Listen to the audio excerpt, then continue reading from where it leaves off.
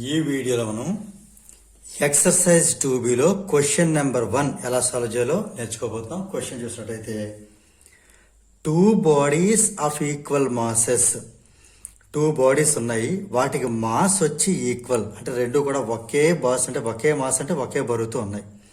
They are placed at heights h and 2h.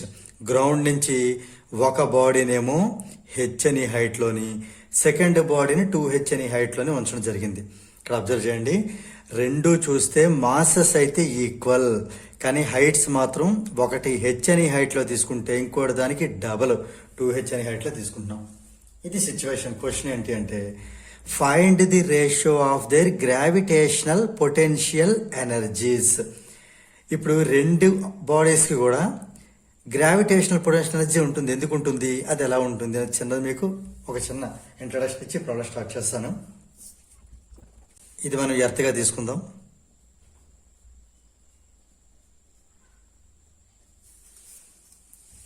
ఇక్కడ నేను ఒక ఆబ్జెక్ట్ని h హైట్లోని అంటే అరౌండ్ 2 సెంటీమీటర్ తీసుకున్నాను రఫ్గా, ఇంకోటి దానికంటే డబుల్ కాబట్టి 4 సెంటీమీటర్ హైట్లో.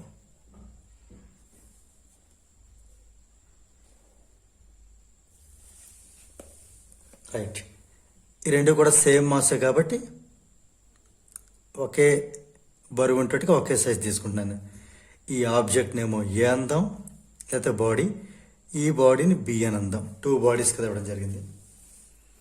సో ఇక్కడి నుంచి ఇక్కడ దాకా ఈ హైట్ వచ్చి h, ఈ హైట్ దీని మీద double 2h.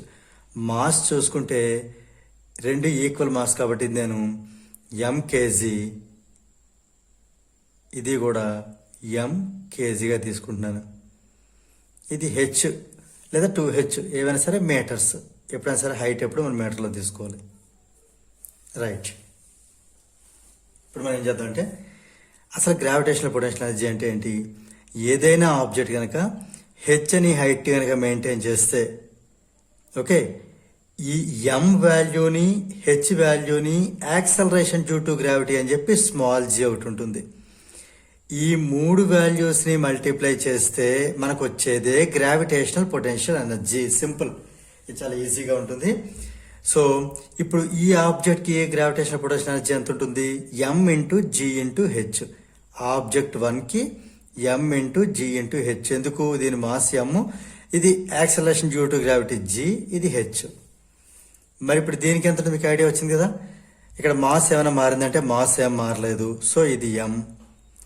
Okay, acceleration due to gravity కూడా సేమే ఉంటుంది, g, ఒక్క హైటే మారింది, ఇది ఒక్కటే 2h.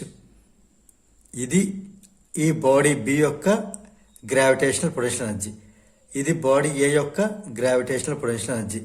ఇక్కడ మీరు కొంచెం జాగ్రత్తగా అబ్జర్వ్ చేస్తే ఇదేం కొత్త కాన్సెప్ట్ ఏం కాదు. m ఇంటూ g అంటే ఏంటి, ఫోర్స్. ఇదేమో ఇక్కడ నుంచి ఉండేటటువంటి distance in the form of height, height రూపంలో ఉండే డిస్టెన్స్. అంటే ఇదేంటి, force into distance, nothing but work. Work అంటేనే దగ్గర energy. Okay, work and energy రెండు కూడా దగ్గర సేమ్ కాన్సెప్ట్సే. ఇప్పుడు వర్క్కి ఏదైతే యూనిట్స్ ఉంటాయో ఎనర్జీ కూడా అదే యూనిట్ ఉంటుంది. సో ఇది మనకి ఇప్పుడు ఏం చేయాలి, వీటి మనం రేషియో ఫైండ్ అవుట్ చేయాలి. ఇప్పుడు అదే మనం రాయబోతున్నాం. ఈక్వల్ మాసెస్ని m అనుకుందాం.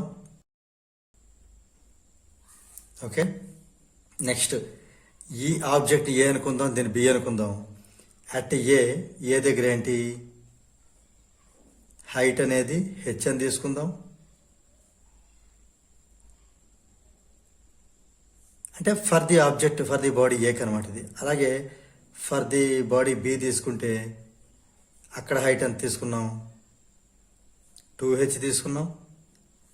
రెండింటి కూడా g ఈజ్ సేమ్, రెండు ఒకే గ్రౌండ్ మీద ఒకే అర్థం ఉన్నా కూడా g is same.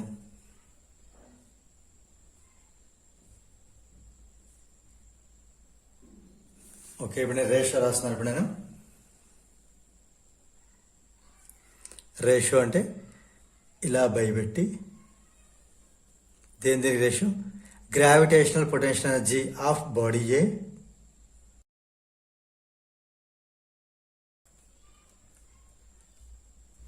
Okay. So మనం ఏమైనా తెలుసుకున్నాం, mass into acceleration due to gravity into height. ఇది కూడా m into g into 2h. So అది క్యాన్సిల్ చేసేద్దాం. m g h క్యాన్సిల్, పైన అన్ని కూడా 1 టైం క్యాన్సిల్ అయిన 2. సో 1 ఇక్కడ 2 ఉంది, జాగ్రత్తగా అబ్జర్వ్ చేయండి, 1/2. సో మన రేషియో ఫామ్గా రాయాలి కాబట్టి 1:2 అని రాయొచ్చు. అంటే ఇక్కడ మనం సింపుల్గా అబ్జర్వ్ చేయాల్సిన విషయం ఏంటంటే సేమ్ మాస్ ఉండి సేమ్ యాక్సిలరేషన్ డ్యూటీ గ్రావిటీ ఉన్నప్పుడు వీటి హైట్స్ ఏ రేషియోలో ఉన్నాయో వాటి పొటెన్షియల్ ఎనర్జీ కూడా అదే రేషియోలో ఉంటుంది. ఇదే దీని conclusion. So the required ratio is 1:2. దీంతో మనకి ఈ ప్రాబ్లం 1 అనేది కంప్లీట్ అయింది.